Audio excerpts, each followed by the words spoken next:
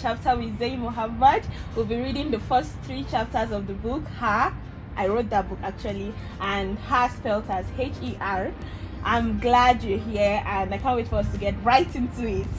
I'm excited to be here too. All right, let's get into it. So for the chapter 1, my demons, though quiet and never quite silenced, calm as they may be, they wait patiently for a reason to wake, take an overdue breath, and crawl back to my ear. Yeah, so that's the hook line to start. Sounds intriguing. A single droplet of water splashed onto my face, waking me up. Another followed as I tried to open my eyes, so I kept them shut. I was still very sleepy, which signified that my sleeping hours were not over yet. I made sure to have a 7-hour sleep every day. I was almost dozing off again when I felt a slight dampness on my bed. I tossed to get comfortable until I felt something. Dry leaves on my bed. My eyes flew open immediately to see the canopy of trees.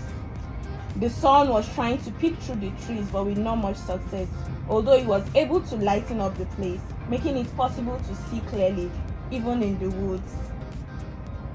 Wait a minute.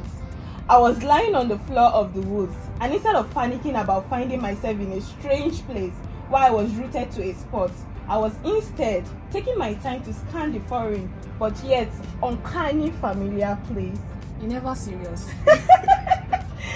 I blinked slowly, trying to gather my thoughts. I remember jumping right into bed after dinner. I couldn't even take a shower because I was really tired from work that day. So where exactly was I? And what exactly is going on? So what do you think is going on? Now who I will ask?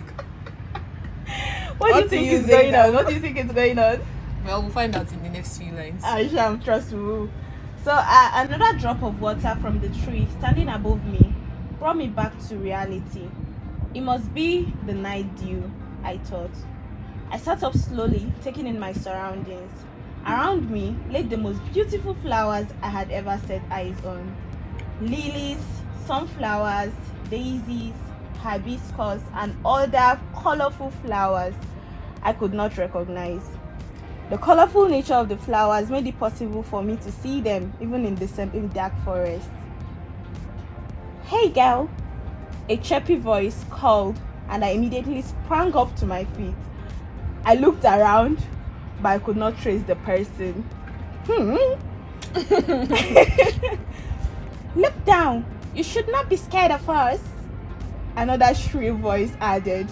It was different from the first voice, but somehow familiar. I looked down at my feet as instructed, and my eyes widened in shock as the white daisy moved to wrap around my left foot.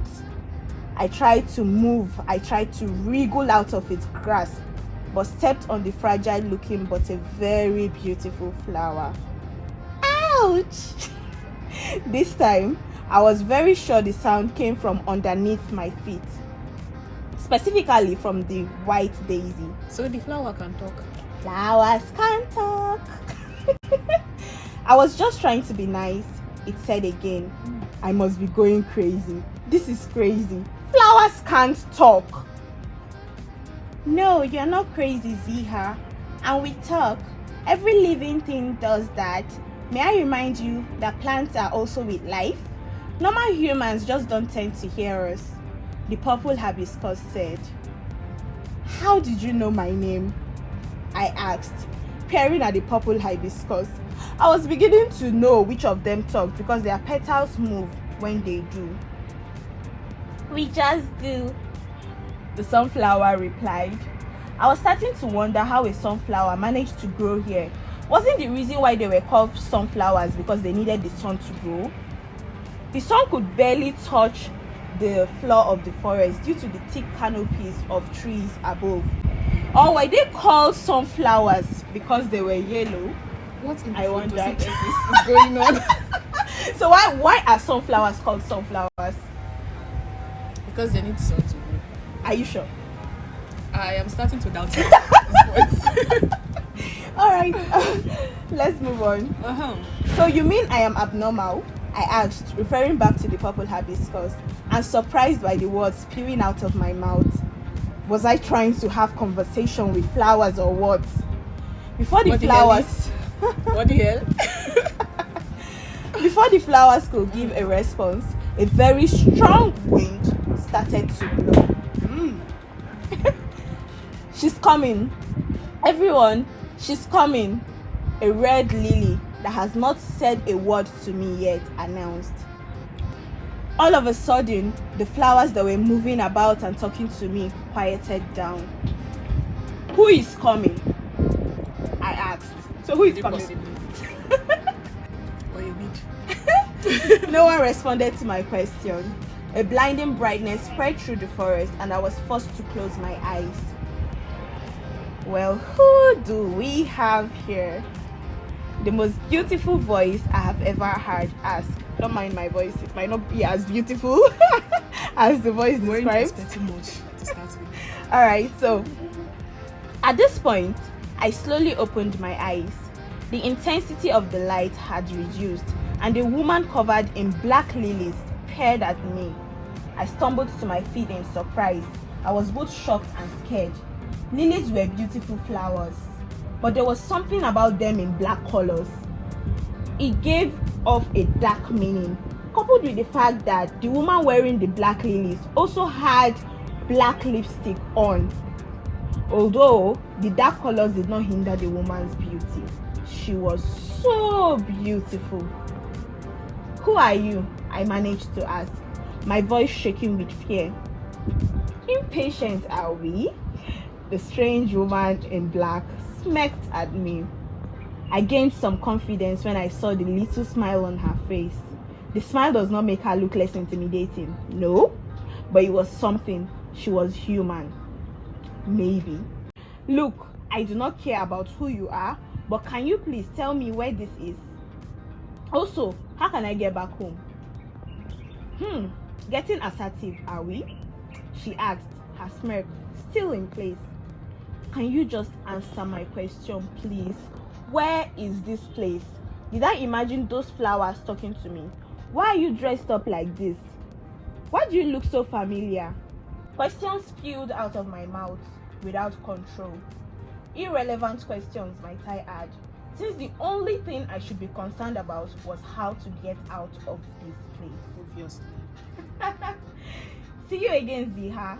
That's enough for the night, the woman said, snapping her fingers in the process. How did you? I wanted to ask how she knew my name, but the question was cut short as I found myself in my bedroom. I was staring at my room ceiling. That's the end of chapter 1. So how do you feel? Well, so if I'm being honest, I would like to know more. Okay. And It was a dream. it was a dream. Of course it was a dream. She Dreams woke up in have her room. meanings. She woke up in her room facing the ceiling. Okay, dreams have meaning. I feel like there's more to this. Okay. Yes. There's more to this. And what do you think it might be? This being the first chapter, it's going to, I don't know, where do you think this is going? I feel like at the end of the day, Zeeha is a witch. And she was being invited to the coven, to get inducted. I love this. Witchcraft. And that lady, the one who was, surrounded by black lady flowers, I feel like she's giving off this Maleficent, vibes. Oh, yeah, that's She true. is. Maleficent. She is. Oh, But then again, when I was writing it, this came to my mind. Really? Yes, it did. I was like, okay, this is like Maleficent in a character that we are not aware of. But I'd like to see more character development, from Maleficent. let's If see. I can call her that. Does she even exist? That's the question. It was in her dreams. On a second note, I think Zeeha might not be a witch. She might just be someone who lives in her delusion. Yes. So people do that. They live in their delusions. Yes. So they leave the real world just to focus on their dreams. I mean, talking to flowers. But you don't believe flowers talk, even though you can't hear them. Don't you believe There they can talk? be her, imaginary friends. But do you believe flowers can talk? In dreams, yes. But in That's reality, funny. All right. Thank you so much for reading chapter 1 with me, and I can't wait for us to find more about Zeeha, about the strange woman. Does she exist? Do flowers truly talk? let's get into it in the next chapter. I'm so glad to have you here. Catch you guys at the next chapter. All right, bye.